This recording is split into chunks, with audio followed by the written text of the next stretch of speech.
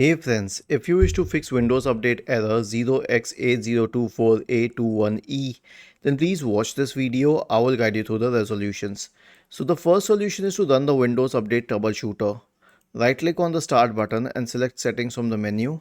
Go to the system tab, scroll down, select troubleshoot, click on other troubleshooters, click on run corresponding to the Windows Update troubleshooter, let it detect problems and resolve them if possible. The next solution is to reset Windows Update components.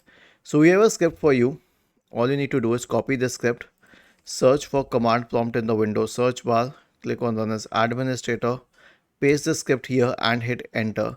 Now I'll tell you what the script would do. It will stop all the services associated with Windows updates.